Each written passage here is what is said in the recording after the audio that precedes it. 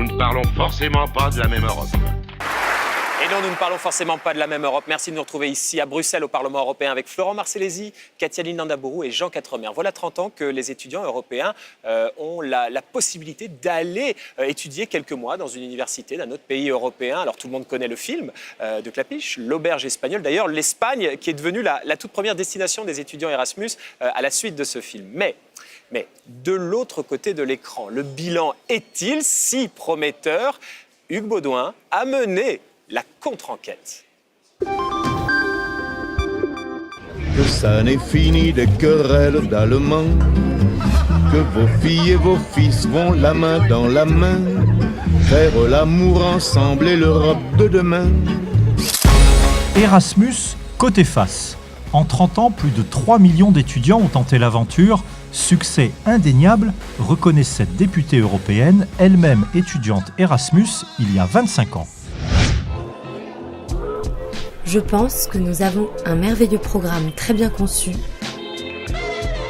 pour des étudiants qui peuvent ainsi choisir simplement leurs universités. Mais côté pile, réalité plus sombre, budget ridicule, bourse si faible, en moyenne 230 € par mois, qu'elles ne permettent pas à un jeune de financer seul son séjour. Résultat, on est très loin des ambitions affichées. À peine 1,5% d'une classe d'âge est concernée. C'est aussi un instrument pour faire de la frustration. Lorsque j'interroge l'agence française Erasmus, elle m'explique que moins d'une demande fondée sur 2 peut être satisfaite. Et les critères de sélection frisent parfois l'absurdité. J'ai dans mon équipe, au Parlement européen, une jeune stagiaire. Quand elle a voulu partir en Erasmus, eh bien, son université à Lille, on lui a expliqué qu'elle était trop brillante et qu'on préférait garder ses forts potentiels en France et ne pas les voir partir à l'étranger. Voilà, merci Hugues Baudouin pour cette contre-enquête. Ce qui est très intéressant d'ailleurs avec Hugues, nous avons tenté de recenser le nombre de députés européens qui avaient fait Erasmus. Il y en a 751 des députés européens, on en a recensé à peine 5 qui ont fait Erasmus.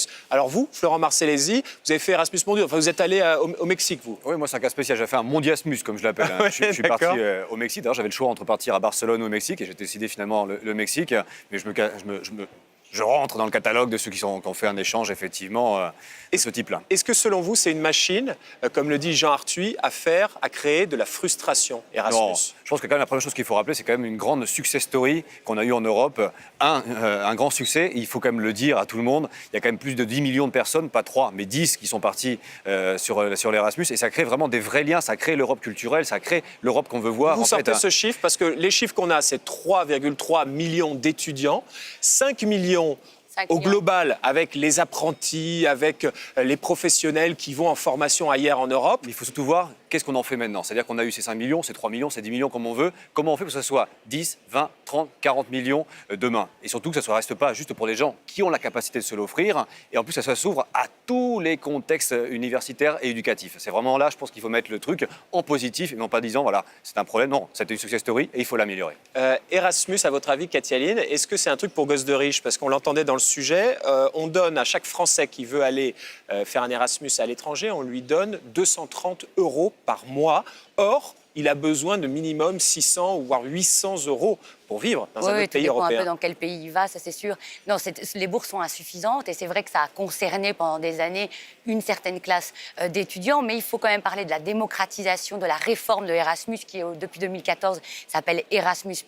Et l'objectif de la Commission européenne, c'était de viser non plus seulement les étudiants, mais aussi les étudiants en formation professionnelle. L'objectif, c'est d'ici à 2020 que 6% de ces étudiants aient fait l'expérience d'Erasmus. Alors certes, il y a encore des problèmes, il y a encore des difficultés, et comme le disait Jean Arthuis là, dans le reportage de Hugues Baudouin, une demande sur 2 est encore rejetée, mais moi qui adore les chiffres, j'en ai trouvé un autre qui est intéressant.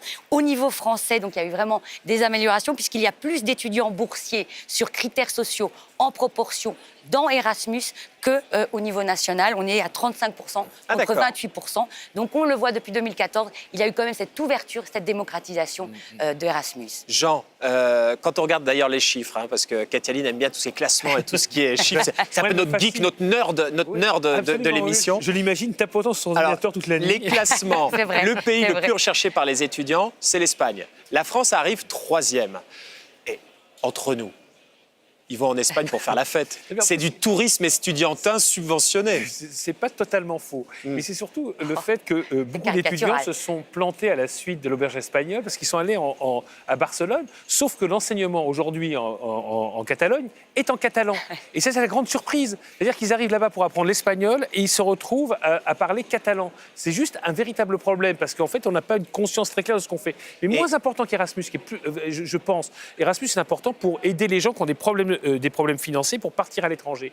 Mais ce qui a fait ce qui a accentué la mobilité, c'est la reconnaissance mutuelle des diplômes. à fait. C'est le, c'est Et c'est ça a le parcours. favorisé la reconnaissance Voilà, parce que, mutuelle. oui, enfin, c'est Bah, d'une oui, certaine l'œuf façon, et la parce que poule. ça a favorisé les liens entre les universités. Voilà.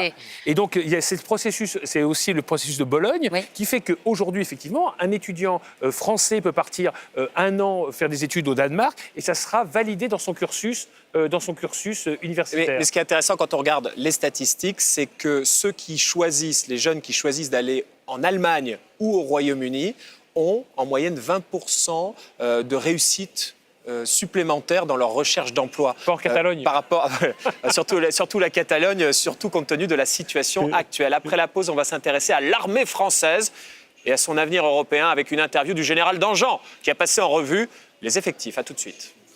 Nous ne parlons forcément pas de la même Europe.